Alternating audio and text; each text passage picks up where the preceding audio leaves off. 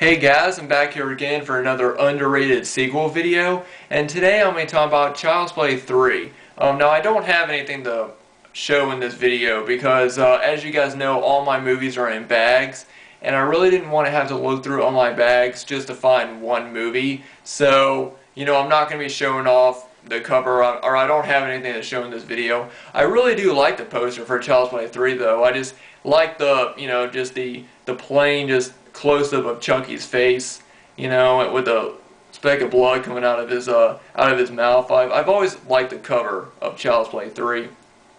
But yeah, like I said, Child's Play 3 is definitely one movie in the Child's Play series that just doesn't get talked about as much as the other ones. I know that a lot of people love Child's Play 2, which I do too. I think Child's Play 2 is definitely one of the best horror sequels. And people talk about, Bride of Chucky and Seed of Chucky, and usually either people enjoy them or they don't. Mostly because that's when the series sort of started becoming, well, they became horror comedies.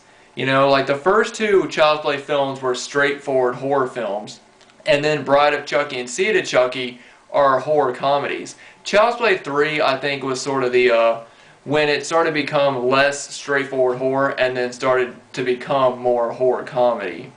And, I also hear a lot of people talk about Child's Play 3 as being kind of like a screwball army or like military type film because, Andy, he's in military school in this one. And, for the most part, I don't hear a whole lot of people talk a lot of, great about it. I know that there's people, of course, who enjoy it, but compared to the other films in the series, I don't hear people talk about it as much.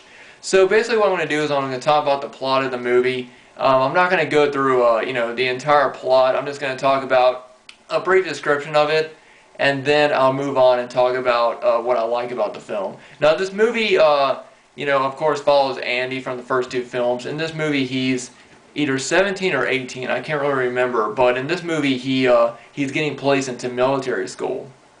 And he find out that before this, he has been going from foster home to foster home, and he really hasn't been able to settle with anyone, because he just doesn't feel comfortable with those people.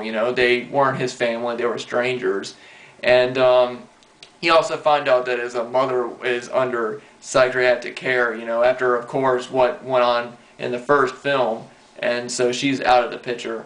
And in this movie, he's, going to military school as a way of, shaving him up. Even the person, the guy who sort of signed him into, the school even said, it's time to put away childhood things.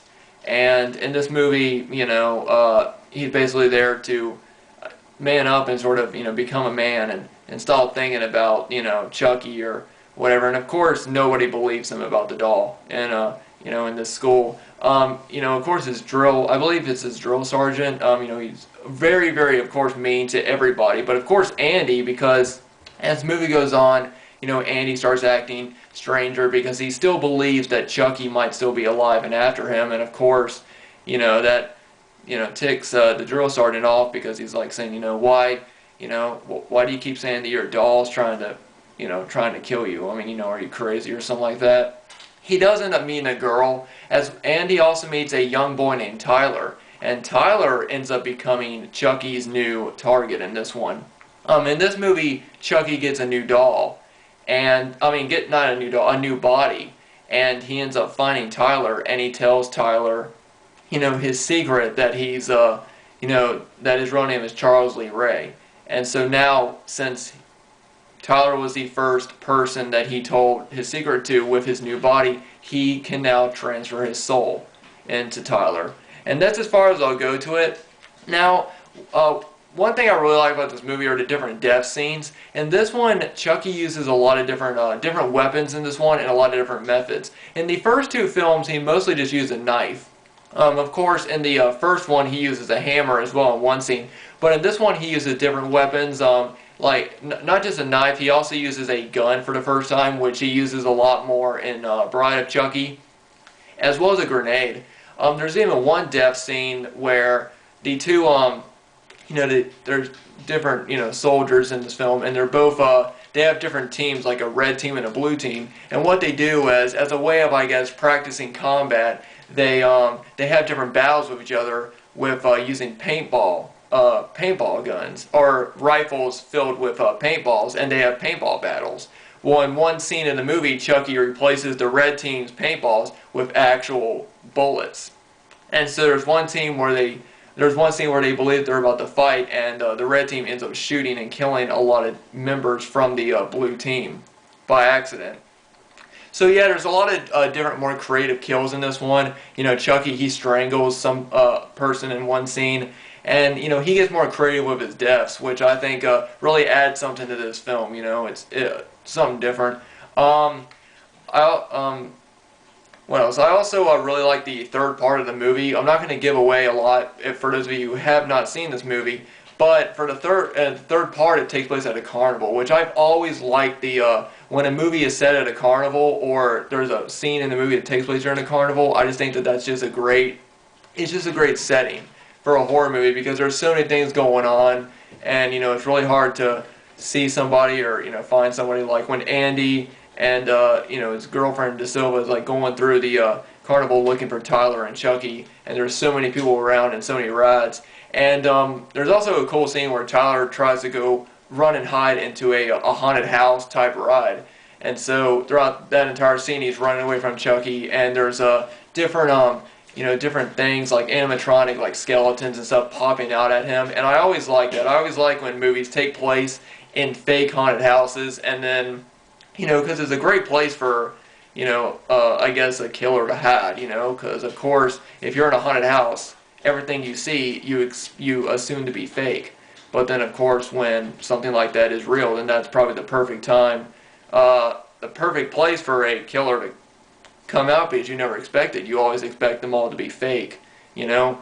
And it does give you a creepy feeling when you go into haunted houses and you think, wow, one of these people could easily have just been somebody, you know, could have just been somebody out wanting to kill somebody, and they're just pretending to be, you know, there. So of course, you know, of course Chucky's a doll, but you know, when people probably see him inside the haunted house, they just think he's another animatronic. I also like the way Chucky dies in this one. I think it's a really definitive death.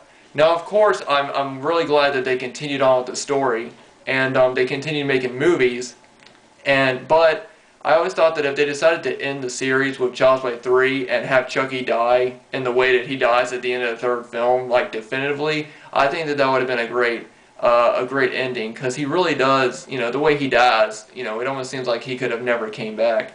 But of course, you know, evil never really dies, and in the next film, you know, Tiffany, you know, brings him back. But yeah, you know, like I said, you know, I don't hear a lot of people talk about Child's Play 3, but I also know that there's a lot of people that do enjoy the movie. So, you know, if you're a fan of Child's Play 3, you know, let me know what you think about it. And like I said, I really do enjoy how Chucky, you know, he uses different weapons, he kills people in different ways in this one. And I also like most of the characters. I think, you know, I think the person who plays Andy, the older Andy, did a good job, and the little kid Tyler did a good job as well. But anyway, guys, this was just my video of me talking about Child's Play 3, you know, and like I said, I think out of all the Chucky movies, there's one movie I really don't hear a whole lot of people talk about, you know, and I think that is one that deserves more credit than I see it given. But anyway, guys, let me know what you think about Child's Play 3 if you've seen it. I hope everybody enjoyed this video, and thanks everybody for watching. I've got more horror-related videos coming up. Got some more reviews coming, you know, and hopefully I do have other videos planned for the rest of October. Anyway, thanks everybody for watching, and I'll see y'all next time.